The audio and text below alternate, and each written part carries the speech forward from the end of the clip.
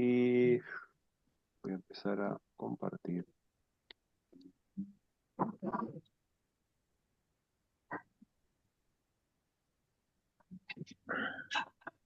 Dígame si se ve bien. Yo soy Perfecto, la vida Alberto. verdadera completo. ¿Está bien? Completo, Alberto. Amén, Perfecto. sí se ven. Bárbaro. Bueno, vamos a estar pensando juntos y juntas. Yo soy la vida verdadera. Es el anteúltimo yo soy. La semana que viene ya vamos a ver yo soy el rey. Y esta sentencia de Jesús la dijo, o está registrado en el Evangelio de Juan, capítulo 15, desde el versículo 1. Primero vamos a ver el contexto de esta sentencia. Recordemos que, primero, tenemos que el capítulo 3 al 17 del Evangelio de San Juan es toda una unidad literaria. ¿Qué quiere decir eso? Que es un gran discurso que Jesús le está diciendo a los discípulos. Y el lugar geográfico es lo que se llama el aposento alto o una piecita o un lugar en donde están compartiendo la cena pascual. Para algunos comentaristas era la cena pascual, para otros no. Bueno, en realidad es un contexto de celebración de una fiesta judía, están en Jerusalén, está reunidos con sus discípulos y él está desarrollando, que quedó registrado en el Evangelio de Juan, un gran discurso con algunos interrogantes o algunas preguntas. ¿eh? Por ejemplo, en el capítulo 13, 36, Pedro le dice, bueno, Señor, ¿a dónde vas? ¿A dónde vas? ¿No? O Tomás, en el capítulo 14, no tenemos idea a dónde vas, ¿cómo vamos a conocer el camino? Y a continuación él le contesta, yo soy el camino, la verdad y la vida. También en el capítulo 14, versículo 8, dice, Señor, muéstranos al Padre y quedaremos conformes. Más luego, Judas, no el Iscariote, Señor, ¿por qué te das a conocer solo a nosotros y no al mundo en general? Y después, ya en el capítulo 16, algunos discípulos, cuando dice dentro de poco no me verán, pero luego me verán y yo voy al Padre, ¿qué quiere decir con dentro de poco? No lo entendemos. Bueno, los discípulos, para mostrarles que las preguntas que están haciendo es que no están comprendiendo en su totalidad lo que Jesús les quiere estar advirtiendo y lo que les quiere estar enseñando. Los dos grandes temas de este gran discurso del capítulo 3 al 17, primero quiere enseñarles, explicitarles cómo tiene que ser la relación entre los discípulos, cómo tienen que relacionarse cuando él ya no esté. El primer objetivo de este gran discurso del capítulo 3 al 17. Y el segundo objetivo, es cómo debe ser la función y la vida de la comunidad de los discípulos. Recordemos que todavía la iglesia no está formada, está en la época que se escribe el Evangelio, por supuesto, se está formando y ya está consolidada, pero cuando Jesús está hablando, solamente es un proyecto, es una comunidad de discípulos, ahí está empezando a gestarse lo que se va a llamar la iglesia de Dios o la iglesia de Cristo. Como siempre decimos, si hay alguna pregunta o comentario, se desmutean. Bueno, vamos a tener un pequeño recreo artístico. Recuerden que dijimos que están en el aposento alto, están en un contexto de cena, compartiendo los alimentos. Bueno, fíjense este capitel. ¿Qué es el capitel? ¿Vieron las columnas? Las columnas que, por ejemplo, sostienen un techo. Bueno, en la antigüedad se ponía entre la columna y el techo lo que se llamaba un capitel, ¿sí? Que en general en la época medieval se los adornaba con enseñanzas bíblicas. En este caso es un capitel de un monasterio en donde muestra la última cena. Para mostrarles cómo se mostraba la última cena, una pequeña garajea, una pequeña pastilla de cómo en la imaginación de los artistas, cómo fue esta última cena. Bueno, esta es una versión de la última cena de Juan de Juanes, que es un pintor español del siglo XVI, que está en el Museo del Prado. Y hay un detalle, acá está Judas. Fíjense que todos los discípulos, más Cristo, menos Cristo, pero todos los discípulos tienen una aureola o un halo que indican alguna relación con la divinidad.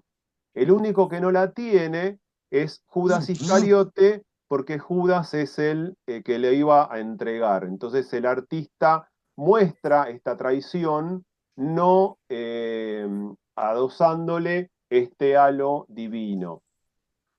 Esta es otra versión de la Última Cena de un pintor francés, Valentin de Boulogne, que está en el Museo de Roma, y muestra el detalle de cuando el discípulo amado está recostado sobre Jesús. Y una versión más contemporánea, ya del siglo XX, la Última Cena de Salvador Dalí, que está en el National Gallery o en la Galería Nacional de Washington, que es una versión mucho más moderna, pero bastante simbólica de la Última Cena. También la Última Cena estuvo representada en muchas filmografías, en muchas películas. Yo elegí tres por la calidad cinematográfica de estas películas. La primera es Jesús de Nazaret del año 77 del director Franco Zeffirelli. Fíjense que están comiendo sobre el piso, están alrededor de la comida, de la cena, y Jesús está desarrollando el discurso que nos convoca hoy.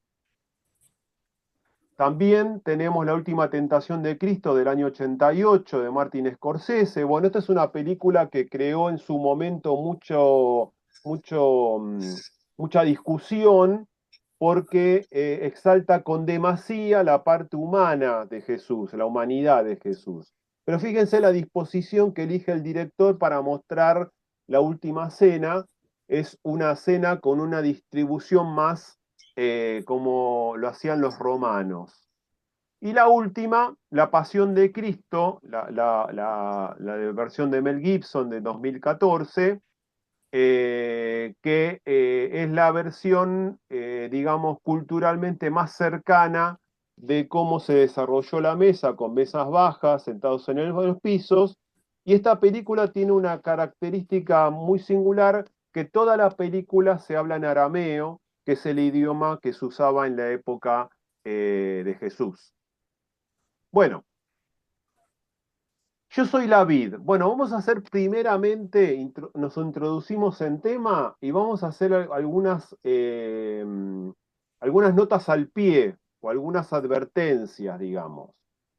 Bueno, lo primero es que una traducción más fidedigna del término viña es la cepa, ¿eh? El árbol. La cepa es una característica de fruto. ¿Vieron? Las vides tienen muchas características de cepas, muchas características de uvas. Y según la característica de la uva, la planta adquiere una cierta característica.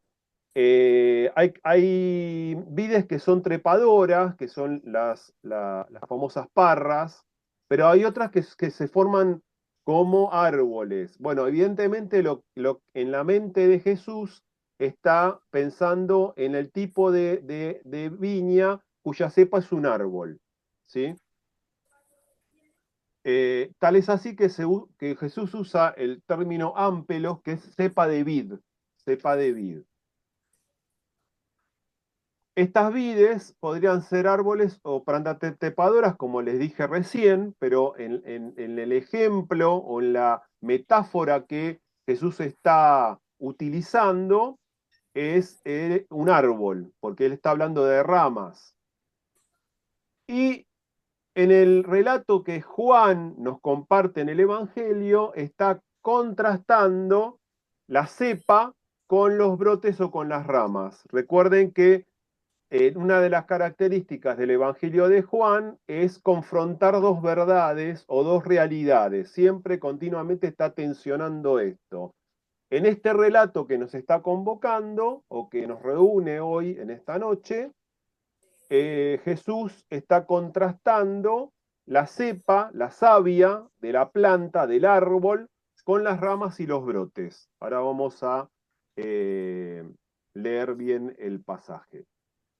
Bueno, lo segundo para entender con profundidad el pasaje, que cuando Jesús está hablando de la vid y sus oyentes son judíos, inmediatamente sus oyentes llevan su mente a Israel. ¿Eh? En el Antiguo Testamento hay bastantes eh, pasajes en donde compara o relaciona a la vid, el producto que produce la uva, con Israel. ¿Por qué? Porque era un fruto muy característico de la zona. Fíjense, Oseas 10:1 dice, qué próspero, la primera columna, qué próspero es Israel, una vid frondosa llena de uvas. Pero mientras más se enriquece la gente, más altares paganos construye. Cuanto más abundantes son sus cosechas, tanto más hermosas sus columnas sagradas. Bueno, acá está comparando la decadencia de esta vid. Esta Israel, que es una vid frondosa llena de uvas, pero en lo espiritual hay una decadencia. En la segunda columna está Jeremías 6:9, dice, el Señor de los ejércitos celestiales dice, aún los pocos que permanezcan en Israel serán nuevamente recogidos como cuando el que cosecha revisa cada vid por segunda vez para recoger las uvas que no se cortaron. Bueno, este es un pasaje en donde va a tener mucha relación con el que vamos a leer hoy, porque habla de una vid que necesita ser de alguna manera podada, por alguna razón. En Isaías capítulo 5, versículo 7, dice, tercer columna, la nación de Israel es la viña del Señor de los ejércitos celestiales, el pueblo de Judá es su agradable huerto, él esperaba una cosecha de justicia, pero en cambio encontró opresión. Esperaba encontrar rectitud, pero en cambio oyó gritos de violencia. Es decir, que esta vida, este Israel que tenía que dar frutos de justicia y de rectitud, dio otros frutos. Griego nada más. Y en el Salmo 80, última columna, Salmo 80, versículo 8 y versículo 14, eh, nos sacaste de Egipto como a una vid, expulsaste a las naciones paganas y nos trasplantaste a tu tierra. Te suplicamos que regreses, oh Dios de los ejércitos celestiales, observa desde los cielos y mira nuestro aprieto, cuida de esta vid. La vid, Israel y la vid era fue muy utilizada en el Antiguo Testamento, por lo tanto, tenemos que pensar que cuando Jesús se refiere a la vid verdadera, vamos a ver qué implica esto, sus oyentes judíos inmediatamente pensaron en la nación de Israel. Bueno, y acá tenemos la simbología de la vid en el Salmo 80. Recién lo leímos, el Salmo 80. Acá está el detalle del Salmo 80. ¿Sí? Bueno, vamos a ver algunos elementos del Salmo 80 que nos van a servir para poder entender el pasaje de hoy. En los tiempos de Jesús, la comparación de Israel con la vid es bastante extendida. Y acá tenemos que pensar lo siguiente: en las religiones antiguas era muy común relacionar un árbol sagrado como ese árbol especial que relacionaba lo celestial con lo terrenal, lo que se llamaba el axis mundi. Era muy común en las culturas antiguas, como las que estamos, en el contexto que estamos estudiando hoy, que los árboles o los montes sean ese lugar en donde se haya una ligazón entre lo celestial y el mundo material o lo mundano. En este caso, al decir que Israel es una vid, bueno, está diciendo que el Israel es el pueblo elegido por Dios para mostrar a las otras naciones al Dios verdadero. Era ese axis mundo o axis mundi de esa época. Fíjense lo que, perdón, me pasé, fíjense lo que dice un historiador de la época antigua, Flavio Josefo, que nos da un dato más que sobre la puerta del templo, en la entrada al lugar santo, al Ecal, al lugar santo, la puerta tenía una vid de oro con ramas colgantes. Fíjense la importancia de la simbología de la vid en la cultura judía antigua. Bueno, dice el Salmo 80, nuestra sombra cubrió las montañas, nuestras ramas cubrieron los poderosos cedros. Extendimos las ramas al occidente, hacia el mar Mediterráneo, nuestros retoños se extendieron al oriente, hacia el río Éufrates. Fíjense el lenguaje simbólico de que esta Israel, como vid, como este conector entre lo celestial, lo divino y el mundo material, cubrió las montañas, cubrió los cedros, que eran para la época grandes, grandes árboles. Las ramas se extendieron de occidente hacia el mar, de occidente hacia el mar Mediterráneo y los retoros de oriente hacia el río Éufrates. Bueno, dice el Salmo 80 que esta vid, esta Israel, está arraigada, tiene sus raíces en los patriarcas, en la historia de los patriarcas. Las ramas de esta vid que es Israel son los sabios de Israel y los profetas. Y la savia que circula por la cepa, por el árbol, y llega a los brotes y los cimientos, que esa savia es la ley de Dios. Vamos a ver ahora de qué manera Jesús resignifica este concepto de vid en el contexto que nos está convocando hoy. Bueno, vamos al texto que hoy nos convoca.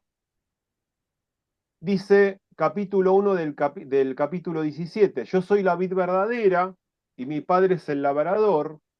Él corta de mí toda rama que no produce fruto y poda las ramas que sí dan fruto para que den aún más. Ustedes ya han sido podados y purificados por el mensaje que les di. Permanezcan en mí y yo permaneceré en ustedes. Pues una rama no puede producir fruto si la cortan de la vid, y ustedes tampoco pueden ser fructíferos a menos que permanezcan en mí. Ciertamente yo soy la vid, ustedes son las ramas, los que permanecen en mí y yo en ellos producirán mucho fruto, porque separados de mí no pueden hacer nada. El que no permanece en mí es desechado como rama inútil y se seca. Todas esas ramas se juntan en un montón para quemarlas en el fuego. Si ustedes permanecen en mí y mis palabras permanecen en ustedes, pueden pedir lo que quieran y les será concedido. Cuando producen mucho fruto, demuestran que son mis verdaderos discípulos. Esto le da mucha gloria a mi Padre. Bueno, vamos a ir lentamente para analizar bien el pasaje. Lo primero que les quiero mostrar es la interpretación que le dio la iglesia oriental, las iglesias griegas, armenias, ortodoxas, rusas, ¿no? Y acá tenemos dos íconos. Los íconos eran pinturas en madera muy chiquitos que estaban o en las casas de los creyentes o en las iglesias. Y fíjense qué interesante la interpretación que le da este icono ruso, que el árbol es Cristo y las ramas son los discípulos. ¿Eh? El árbol de la vid es Cristo y las ramas son los discípulos. Al igual que este icono griego también es el mismo modelo. Cristo es la planta, es la savia que corre por el árbol, y los discípulos, en este caso son los 12, pero somos nosotros también, somos las ramas. Y en este grabado de un grabador belga, Hieronymus Bierks, es interesante la interpretación que da, porque de la crucifixión salen las ramas de la vid. Obviamente es una interpretación del artista, pero también es bastante interesante para considerar. Bueno, primero, vieron que dice, yo soy la vid verdadera. Algo vimos la clase pasada sobre el concepto de verdadero. Bueno, primero, verdadero, y recuerden que tanto Jesús como los discípulos hablan arameo, están en un contexto de fiesta judía, por lo tanto, evidentemente, cuando Jesús dice verdadero, hay una alta probabilidad de que estén pensando en el concepto verdadero del hebreo, no del griego, del hebreo. Y el concepto de verdadero del hebreo es fidelidad y confiabilidad. En el concepto hebreo semítico, lo verdadero era algo digno de confianza. Dios es digno de confianza, Dios es verdadero. Y es aquello que se le puede depositar la fe. Es decir, que acá verdadero ya nos remite a alguna característica del Dios verdadero. El Dios verdadero es un Dios que se puede confiar, es un Dios fiel en donde el ser humano puede depositar su fe. Pero también verdadero indica estabilidad y solidez. Algo verdadero no es algo pasajero ni temporal, sino algo sólido, algo que perdura en el tiempo. También otra característica de Dios. Quiere decir que verdadero, la vid verdadera, relacionar el árbol de la vid, Israel, con lo verdadero, y hablando de sí mismo, yo soy la vid verdadera, está llevando al pensamiento, a los discípulos, a tener una conformidad con la realidad divina. Es decir, la verdad estaba íntimamente conectada con Dios y su voluntad. Alguien verdadero vive conforme a los mandamientos divinos con rectitud y justicia. ¿Eh? Aclarado el concepto de verdadero, vamos al verbo purificar. ¿Eh? Fíjense que en el pasaje, vamos hacia atrás, ustedes, versículo 3, ustedes ya han sido podados y purificados por el mensaje que les di, dice Jesús a los discípulos. Vamos pues a aclarar el concepto de purificación. Bueno, literalmente purificar, literalmente es limpiar. En este caso es limpiar. ¿Qué es lo que se limpia? Bueno, se limpia aquello que es impuro o que está sucio. En el contexto de un contexto agrícola, cuando se habla de purificar una planta, de limpiar una planta, es cuando nosotros podamos, cortamos el árbol en determinado momento del año para primero sacar las partes que no son productivas del árbol, pero también para potenciar las que son productivas, para darle más vigor, más fuerza. Es decir, que el concepto de purificar, en el contexto metafórico de un árbol, de una vid, tiene dos acepciones. Uno poda, corta, purifica, limpia las partes no productivas del árbol, que están secas o que no están desarrolladas, pero también recorta para que las partes productivas sean más productivas, se potencien. Por lo tanto, la savia, el nutriente del árbol de la vid Jesús, es perfecta, pero las ramas improductivas deben cortarse. ¿Me siguen? Es decir, la savia que sube por el árbol de la vid Jesús es perfecto para nutrir a las ramas, pero las ramas improductivas de alguna manera deben ser cortadas. Quiere decir que el encuentro con la palabra de Jesús, que pone al hombre en posición de creer, al producir a la fe opera como limpieza o purificación y hace posible el dar fruto.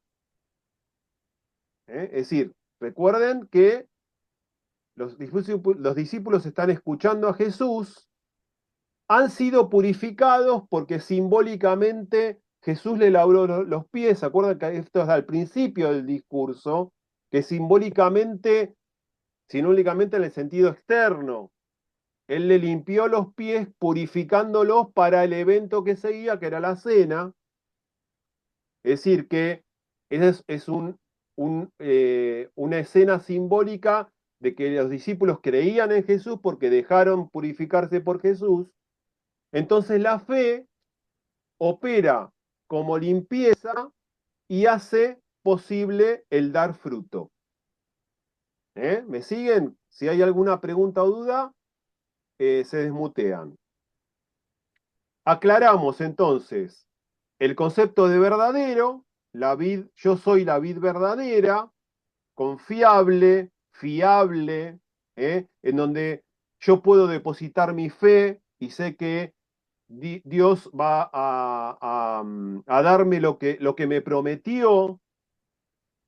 El concepto de purificación, que es doble, de limpieza, se limpia para sacar lo que no da fruto, no está siendo productivo, pero también recorta o limpia para dar más fruto en el árbol y para que esta savia, esta palabra de Jesús que va subiendo por el árbol, llegue con vigor a las ramas y esas ramas den más fruto. Ahora vamos al sentido del verbo permanecer. Permanecer. Recuerden, vamos al texto, vamos hacia atrás. Dice, ustedes, versículo 3, acá estamos. Ustedes han sido podados y purificados con el mensaje que les di. Permanezcan en mí y yo permaneceré en ustedes. Pues una rama no puede producir frutos si la cortan de la vid, y ustedes tampoco pueden ser fructíferos a menos que permanezcan en mí. Muy bien, vamos hacia adelante. Entonces vamos a ponernos de acuerdo que es permanecer. ¿Qué quiere decir el verbo permanecer? Bueno, aquello que permanece es aquello que es duradero, que dura un tiempo. Que en este caso es lo definitivo y lo duradero de la relación con Jesús fundada en la fe. Es decir, el creyente permanece en Jesús a través de la fe. Y esa fe hace que se relacione con Jesús de forma duradera, que se permanezca, que esté relacionado en un tiempo largo. Ahora, el permanecer que Jesús está proponiendo es una relación de mutua confianza y lealtad. Es decir, hay una reciprocidad de permanencia. El creyente, el cristiano permanece en Jesús, pero Jesús permanece en el creyente. Hay una reciprocidad de ida y de vuelta. Fíjense que en el versículo 4, a menos que permanezcan en mí, así, hay un condicional. Es decir, hay algún impedimento por el cual un cristiano no puede permanecer en él. Hay condiciones para permanecer en él. permanecer en Jesús es la condición indispensable para dar fruto. Es decir, por la fe yo estoy permaneciendo en Jesús. Y esa es la condición indispensable y necesaria para dar fruto. Sin la unión con la cepa es la savia de la planta, el nutriente de la planta, sin la unión con la cepa es imposible que la rama tenga brotes y tenga fruto. En este lenguaje simbólico. Es decir, que la relación continua, es decir, la relación con la palabra de Jesús, con la palabra de Dios, con mi mensaje, como dice Jesús, la relación continua con esa savia, con ese nutriente de la vid Jesús, es la fuente de los frutos constantes. ¿Vamos bien? Entonces, aclaramos. Adjetivo verdadero, lo hemos aclarado. Verbo permanecer, lo hemos aclarado. Ahora vamos al término que es ¿a qué se refiere Jesús con el fruto? En este lenguaje simbólico, metafórico, ¿qué es el fruto? Bueno, hay una progresión de información aquí que después vamos a completarlo con la siguiente lectura. Fíjense, si el cristiano permanece en la planta, en la vid Jesús, da mucho fruto. Pero la poda genera más fruto. Recuerden que la purificación, la limpieza, es quitar la rama de el que no da fruto, pero muchas veces tiene que haber una poda, una limpieza para que se dé más fruto. Fíjense en el versículo 8, dice, cuando producen mucho fruto, demuestran que son mis verdaderos discípulos. Eso le da mucha gloria al Padre. Quiere decir que el dar fruto es ser discípulo de Jesús, andar como Jesús, obedecer la palabra de Jesús. Eso es dar fruto. Y cuando la rama es podada, es limpiada, da más fruto. Hay una profundidad en el desarrollo, en la acción de ser discípulos de Jesús. Y el ser discípulos de Jesús genera dar gloria al Padre. Es decir, cuando uno es discípulo de Jesús y profundiza esa relación entre maestro entre maestro y discípulo, genera una relación que da gloria al Padre. Ahí está el fruto. El fruto es ser sus discípulos. Paradoja, le está hablando a los discípulos. Entonces le está diciendo, ustedes tienen que ser aún más discípulos, tienen que comprender lo que va a pasar. Y más adelante, en el versículo 16, dice, la elección de Jesús para que sean discípulos, el Padre les dará cuanto pidan.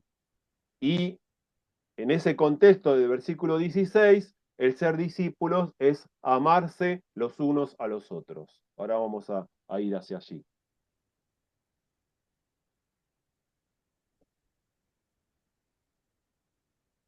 Vamos a relacionar ahora entonces el permanecer con la poda, o con la limpieza, o con la purificación. ¿Qué querrá decir?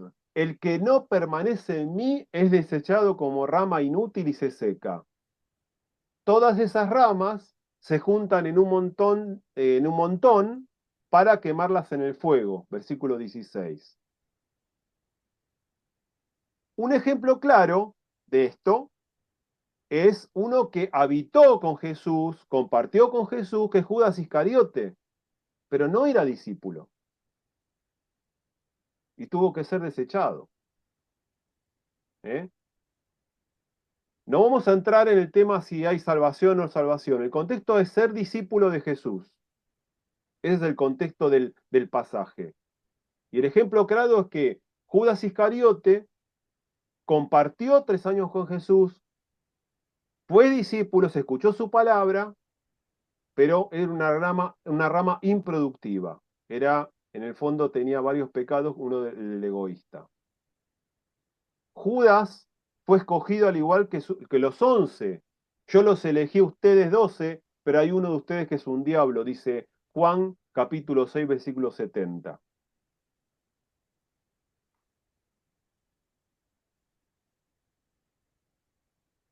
Dentro de este permanecer y la poda,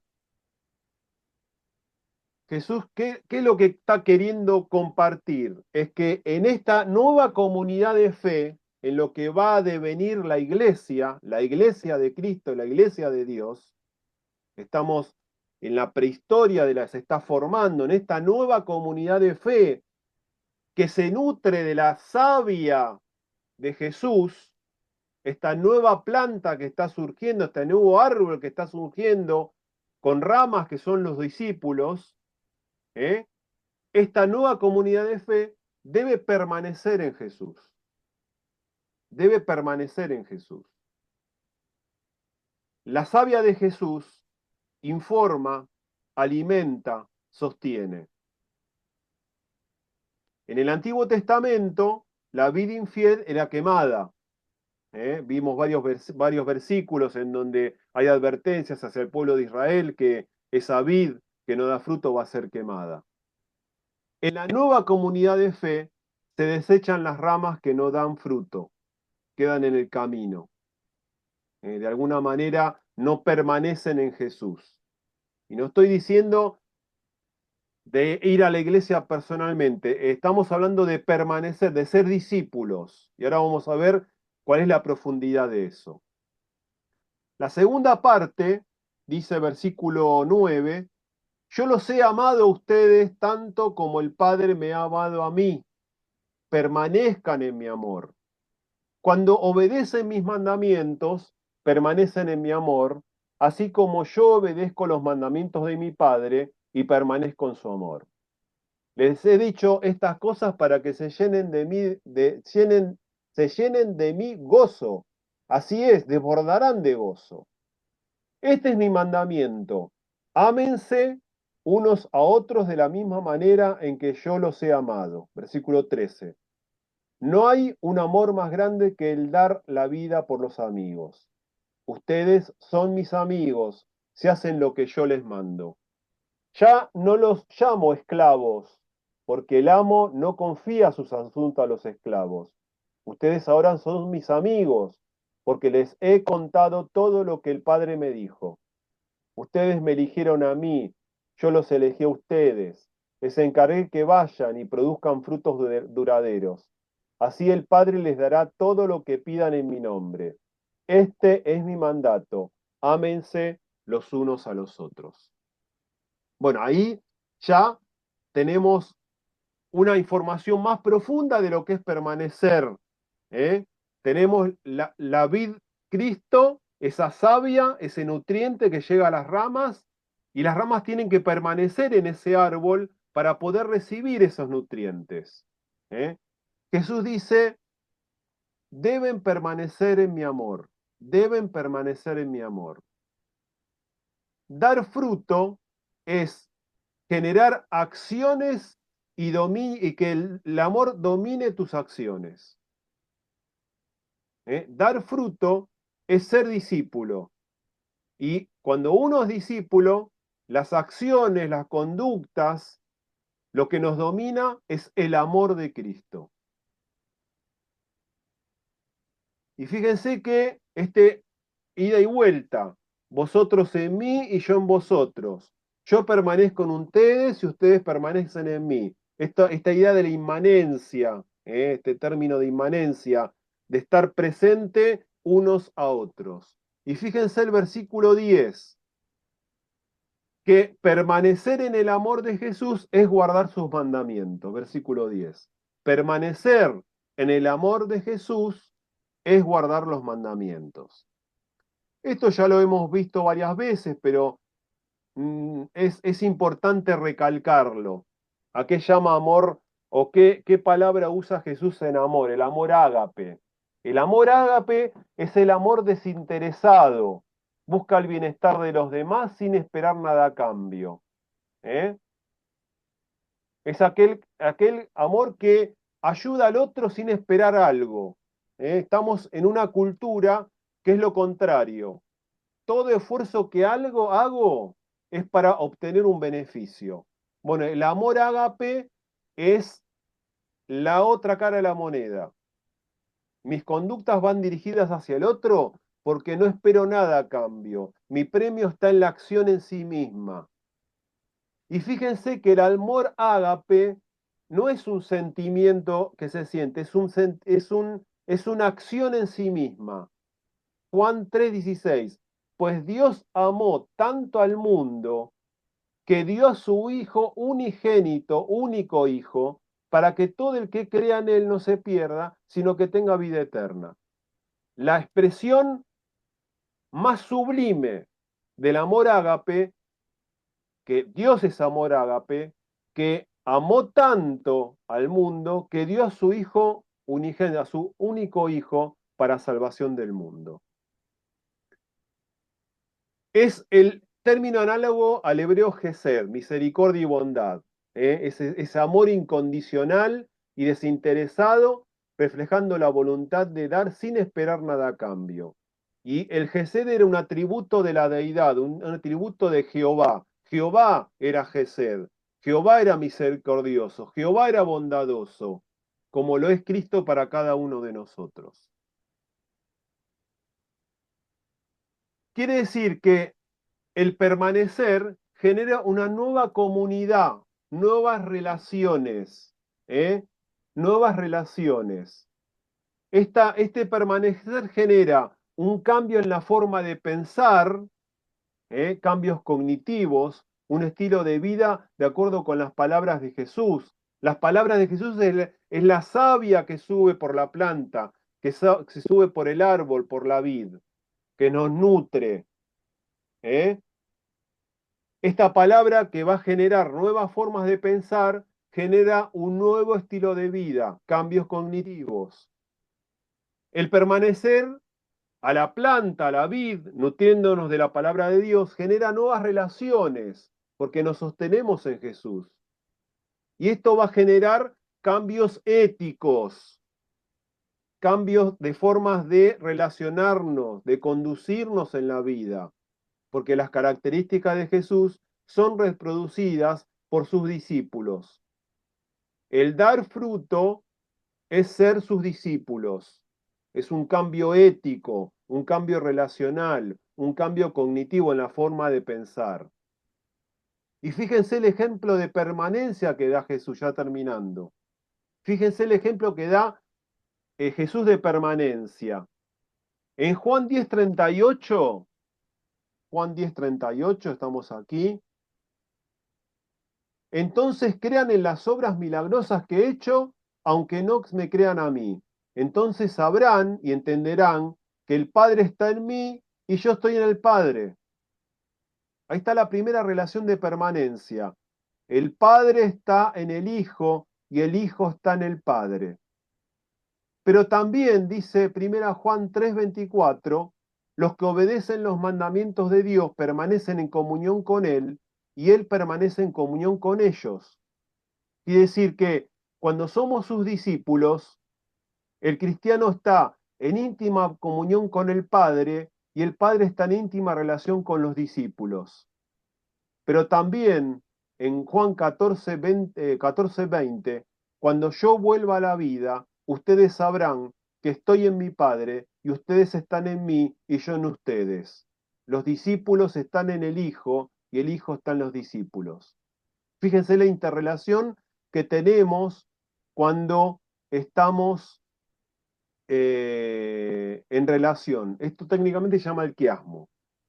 Si vosotros permanecéis en mí y mis palabras permanecen en vosotros. El Hijo está permaneciendo con el Padre con el Hijo. El Hijo está permaneciendo con los los discípulos permanecen con el Hijo, y los discípulos permanecen en el Padre, y a su vez el Padre permanece con los discípulos. Cuando dice discípulos, estamos cada uno de nosotros, y esa es una elección personal. Yo elijo ser discípulo.